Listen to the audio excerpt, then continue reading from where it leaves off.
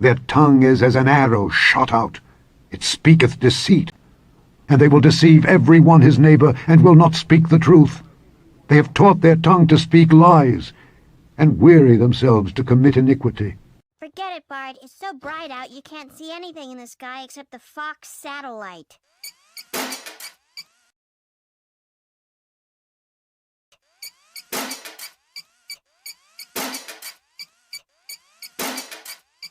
Take heed that no man deceive you.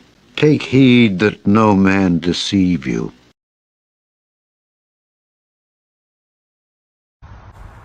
Look, his smoke's back.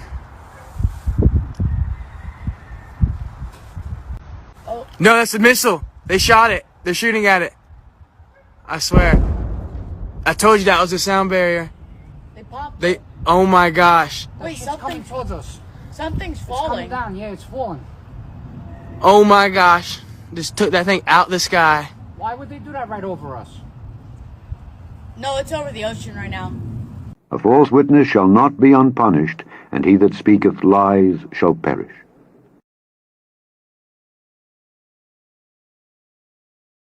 Hovering over Montana is theirs. They're calling it a weather balloon. Would you like to spy in my satellite balloon? Would you like to spy in my satellite balloon? We could float over Montana together, just you and I, and we can spy.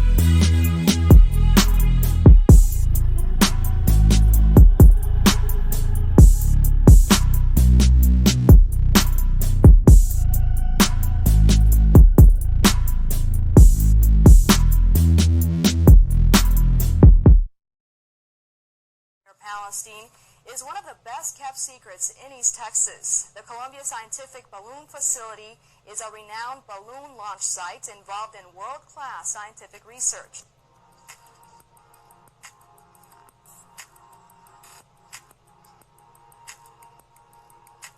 The data that we get, the scientists get rather, is used all around the globe.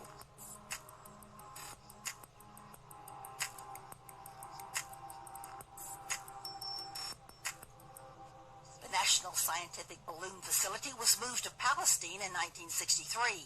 It has recently been renamed the Columbia Scientific Balloon Facility in honor of the Columbia crew and is under the sponsorship of NASA. When I first came to work here, it was we were launching a lot of small balloons, 11 million cubic foot balloons and 4 million cubic foot balloons. But as time progressed, we got to launching the bigger, heavier balloons that lift 8,000 pounds. For balloon launches throughout the world, including Antarctica. A number of the facility's balloons are launched each year from that icy land with its 15 plus to 20 below temperatures. The balloons, made of material as thin as trash bags but bigger than football fields, are inflated with helium and launched on journeys to the edge of space. The data gathering and scientific experiments they carry out can be accomplished at a fraction of the cost of rockets. A lot of people think that what we do has to do with forecasting the weather. Weather forecasting, it's not, although weather monitoring for launches is part of the job. But what about sorting out the Big Bang Theory, detecting cosmic rays, measuring ozone layers, and hundreds of other scientific experiments that most of us don't understand? But what is accomplished by the Columbia Scientific Balloon Facility may well affect our lives and those of our children as long as this planet spins.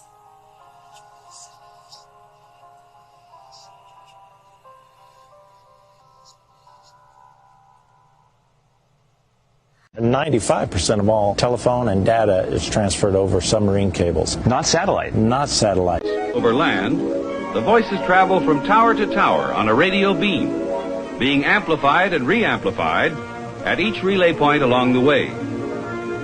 However, since relay towers must always be in sight of each other, inevitably the limit to radio relay transmission is the ocean. Radio telephone communication of another type has been in service across the Atlantic for many years. Radio waves are beamed to the sky and reflected down to Earth on the other side of the ocean. However, nearly all the wavelengths available for telephone communication have already been put to use to handle the ever-growing volume of international calls. If you've ever phoned or emailed someone on another continent or browsed a foreign website, you can dial up some gratitude for something that happened a century and a half ago. It's been 150 years since the first transatlantic cable began ushering in global communications. And now tech giants are taking that undersea revolution a big step further. Here's Mark Albert. When you pick up the phone to reach out and touch someone across the oceans, it's only possible because of satellite. Not satellite. Not satellite. Not satellite. Like the Global Sentinel. This is cable tank number 1. And what am I standing on right now? Not satellite. Not satellite. You're standing on fiber optic cable that's going to be laid from here towards Brazil. Not satellite. Not satellite. So the cable we're walking on right now will be under the ocean carrying my phone calls? Yes, it will. It's a good chance any call you make to South America in the future could be on this exact cable for the next 20, 25 years. Cable comes right off into the ocean from here. Robots take over from there, diving to a depth too deep for humans. The machines use water jets to create a trench, allowing the cable to sink into the seabed and become buried. 95% of all telephone and data is transferred over submarine cables. Not satellite. Not satellite. So how does DirecTV work? How does Dish Satellite work? Well, it's really, really simple. If you'll drive around your neighborhood and you look at all the little supposedly satellite dishes on the side of the houses, well, they're all pointing the same way, which should common sensely tell you that they're all pointing toward the closest data tower to give that signal. Now, if these little dishes were working off of satellites in space, well, they'd all just be turned straight up in the air. They wouldn't all be facing the same angle. I mean, it's really, really common sense. And also, another subject I wanted to hit real quick while we're talking about this is cell phones. I don't understand why people think that cell phones run off of satellites. Now, have you ever been out in the country or been over to a friend who lives on the outskirts of town and you can't get a signal? You got to walk out to the end of their driveway to get a signal, or you got to drive down to the end of the road to get a signal. Well, it's really, really simple. The closer you get to that data tower, then you get a signal.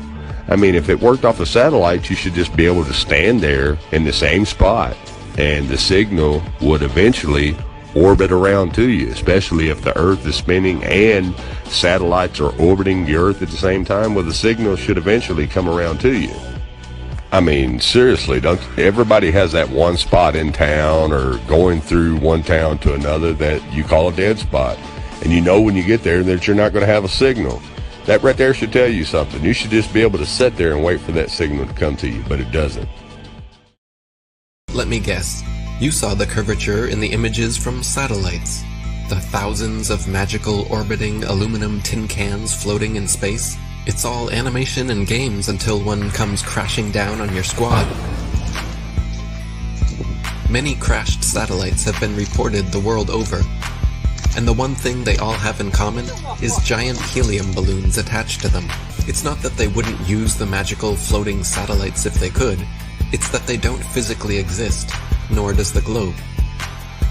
They have been sending these up one at a time since it all began. I will allow them to explain it. He got a patent on that in 1950, and those early balloons were so large they didn't have any way to launch them, except they actually launched them from aircraft carriers. Modern scientific ballooning was born. It was also the genesis for NASA's newly developed super pressure balloon.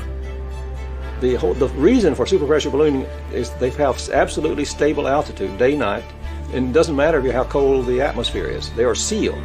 So your shape is always the same, you always displace the same amount of air, and therefore you have the same amount of buoyancy all the time. This day-to-night altitude stability allows super pressure balloons and the sun. Hi, I'm Matt, and this is NASA Now. NASA's been using balloons for science research for over 30 years. The exploration that can be done on balloons is continuing to grow. The standard balloon that I fly is about 660 feet long when it's made. So when it's inflated, it's over 400 feet tall by 440 feet wide. Think of a dome stadium. That's how big my balloons are. So let me get this straight. It is now public knowledge that they send up satellites on massive helium-filled balloons. As you should know, NASA is the largest consumer of helium in the world, for obvious reasons. But the issue with society is that they never critically think. Just think for a second here. If these are sent up to provide the world with all of the important information we need, and I'm sure the entire process is expensive and difficult to accomplish, then please explain to me what in the flat world do these pathetic animations do for you? Do they make you happy inside? Are they so super duper cool that you cannot see past the obvious CGI? The fact of the matter is everything NASA sends up on a balloon simply hovers above our motionless Earth. That is why they rarely speak about orbiting satellites, and of course, they never show footage. Welcome to the satellite folks. Just another one of them NASA jokes. You get by me a picture of a satellite without bringing up a bunch of that CGI. Just a bunch of cartoons all over the place. When I search satellites in space. Yeah, type that phrase into Google, folks. Let me welcome you to the satellite folks. Ye are of your father the devil, and the lusts of your father ye will do. He was a murderer from the beginning, and abode not in the truth, because there is no truth in him. When he speaketh a lie, he speaketh of his own, for he is a liar and the father of it. It's fact that the earth is flat. It's fact that the earth is flat. It's fact that the earth is flat. It's fact that the earth NASA lies. They want you to believe that it's your eyes. The moon is 200,000 miles away. Nice try, they ask. Why would they lie? Say 50 million plus a day seems kinda high. Besides, we are the apple of his eye. Take away the dome and we're not. Are you surprised? And if so, why? Think about it, man.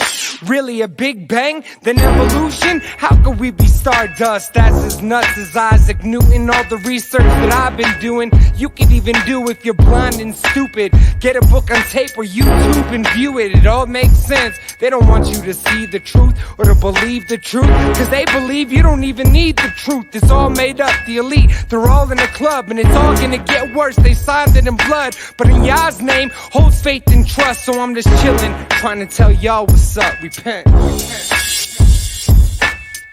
It's fact that the earth is flat. It's fact that the earth is flat. It's fact that the earth is flat. It's fact that the earth is flat. It's fact that the earth is flat. It's fact that the earth is flat. It's fact that the earth is flat. It's fact that the earth. NASA lies. NASA is a devil in disguise.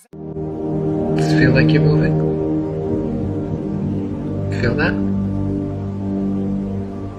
Same thing you've always felt? Nothing? Ever? Nobody's ever felt movement. Nobody's ever seen the earth move. Nobody's ever seen the earth curve. Maybe you just got fooled by some Masons.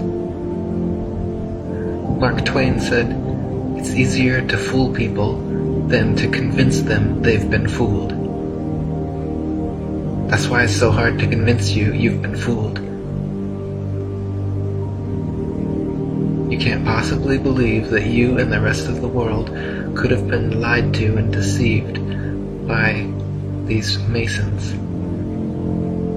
the oldest and largest secret society in the world.